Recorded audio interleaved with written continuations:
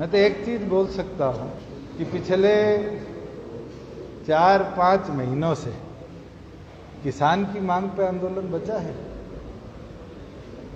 आप खुद उठाकर देखो, आप पत्रकार हैं सारे, मैं तो आपके माध्यम से भी देखता हूं कि अब आंदोलन किसान की मांग का नहीं बचा। किसान की मांग क्या थी, उसकी मंडी चलती रहे, वो हमने चलाई और बहुत बेहतरीन तरीके से चलाई। किसान की मांग थी कि फसल एमएसपी पर बिके, एक एक दाना गेहूं का खरीदा गया और सरसों मंडी में नहीं आई, सूरजमुखी मंडी में नहीं आई, दाल मंडी में नहीं आई। 6 क्रॉप्स हमने एमएसपी पर परचेज करने का फैसला लिया।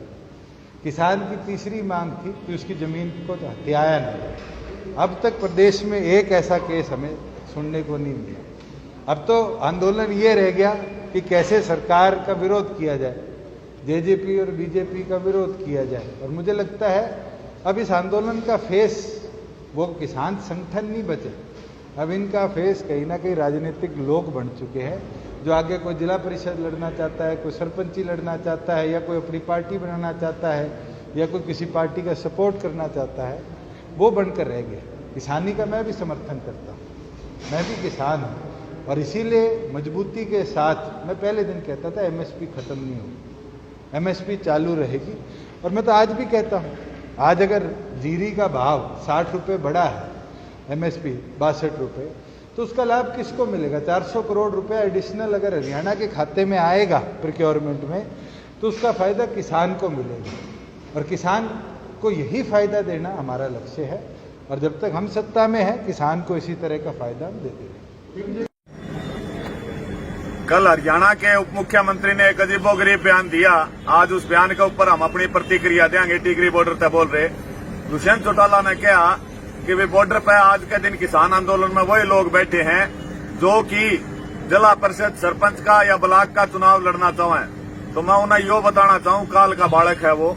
पहली बात तो यो कि चुनाव लड़नी आदमी कदे 50 डिग्री तापमान, कदे -3 डिग्री तापमान, रोज आते तूफानों को नहीं झेल सकता। राजनीति करने वाले लोग तेरतरिया पोले हुए हैं, उन्होंने इसी में रहना हुआ है और झूठी बकवासा करनी हुआ है। तो यहाँ पर लगभग हमारी 520 शहादत हो चुकी।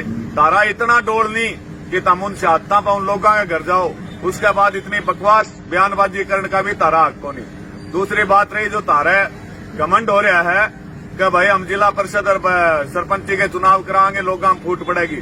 तो चुनाव कराने की हिम्मत करके देख लो। अगर हरियाणा में चुनाव घोषित होए, संयुक्त किसान मोर्चा पूरी तरह से हरियाणा में चुनाव बहिष्कार की घोषणा करेगा, जिसके अंदर गांव का कोई भी सदस्य ना था सरपंच के फार्म भरेगा, ना ब्लॉक मेंबर के फार्म भरेगा, ना जिला परिषद के फार्म भरेगा।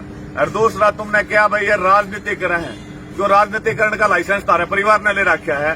4 पीढ़ी तक तुमने राजनीति करते न होगी, और फिर भी तुम राजनीति करना चाहो। तारे घर के 3 सदस्य कड़ाई मेंबर को नहीं, उन तीनों सदस्यों चैलेंज करूं, जिला परिषद छोड़ो, किसी गांव में पंच का फार्म भर के दिखा दियो, या हरियाणा की जनता जो नाड़ नीचे ना कर दिया ना, एक भी वोट आ जाए, तारा खुद का आ जाए, तो हम किसान आंदोलन पे वोटरा उठ के घर का चल जाएंगे। ओपन चैलेंज है दुष्यंत चौटाला, जिला परिषद, ब्लॉक, सरपंची या पंच के मेंबर में भी तारा घर के दिग्विजय चौटाला या हमारी बहू है, उन्हें खड़िया करके देख लीजिए, तो हमने बेरा पड़ जाएगा, राजनीति कुकर करी जाए। दूसरी बात, दुष्यंत चौटाला ने क्या है, ये जो नकली किसान है, हमें नकली बताओ है, जिनके 550 आदमी शहादत प्राप्त हो चुके, उनके ऊपर सख्त कानूनी कार्रवाई करी जाएगी। तुम क्या करोगे कि तुमने कमी कौन छोड़ी? पीपली में गए तुम्हारे बुढ़िया पे, तुमने लाठी चार्ज कराया, आंसू गैस के गोले छोड़े। आज हरियाणा के अंदर लगभग 50,000 का लगभग मुकदमे दर्ज है। हमारे 3 साल का बालक पे भी 307 का मुकदमा दर्ज है, हमारे 107 साल के बुजुर्ग पे भी 307 के मुकदमे दर्ज है। तो मुकदमा तो कौन डरते भाई? हरियाणा का था आजकल का 3 साल का बालक भी जब घर के अंदर पुलिस का केस की रिपोर्ट आवा तो दांत पड़ने लग गया, बोला स्वाद से आ गया, केस बन गया। इन केस आता है जो हरियाणा नहीं डरेगा, लेकिन तुमने तारी औकात। हमने दुख इस बात का हुआ है क्योंकि दुष्यंत चौटाला जहां तो केस करने की बात करे, सबसे पहला केस कर विकल्प 4 पे, क्योंकि 10 सितंबर ने जब पीपली के अंदर लाठी चार्ज हुआ था, 5000 किसानों के साथ हरियाणा पहली बार मन्ने तेरी कोठी घेरी थी, और इसी से कह के आया था महाराज देवीलाल का खून तारे अंदर है, तो तुम इस्तीफा दे के मारे गिल्ला आ जाओ, और जी अंबानी अडानी के हो और तुमने गंद खाना है, तुम गंद खाते रहोगे। लेकिन तारे वह बात जची नहीं। आज ताऊ देवीलाल होता चाहे वो देश का प्रधानमंत्री होता, अगर किसान इस हालत में बैठा होता ना, तो देवीलाल भाई मारे गिल्ला बैठा हुआ, रूमान अंबानी अडानी की गोद में ना बैठा हुआ। तो फिर से दुष्यंत चौटाला ओपन चैलेंज है, बना मुकदमे तेरे में जितना जोर आवे। और तू राजनीति की बात कर है, तेरे परिवार के जो सदस्य है, अजय चौटाला और दिग्विजय चौटाला और मारी बहू जो है, उन्हें तू गांव में पंच में मेंबर उठा दे। इलेक्शन में पंच का इलेक्शन सबसे छोटा इलेक्शन हुआ, वार्ड का इलेक्शन में खड़ा कर दिए।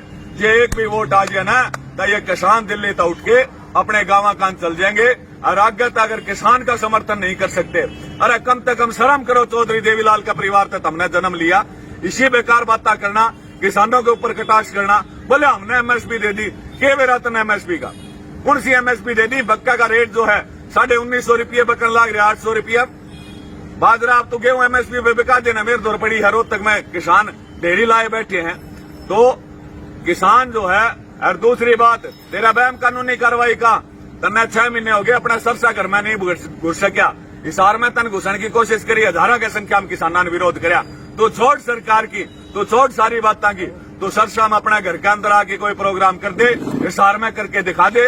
रोहतक सोनीपत उचाना के अंदर जिस जनता ने तिरता विधायक बनाया, डिप्टी सीएम की कोठी तक पहुंचाया, डिप्टी सीएम बनाया, उचाना के अंदर बढ़ के दिखा दे। हम मान लेंगे भाई हम गलत हाँ, अड़ा राजनीति करनी है बैठे हैं, अड़ा राजनीति को नहीं, अड़ा तपस्या करनी है बैठा है। जो अपने माँ तभी बढ़ के खेती किसानी ने बचाना आ रहा है, उसके लिए सीधी कहावत है, या तो खबर खास लेके जाएंगे या हमारी लाश लेके जाएंगे।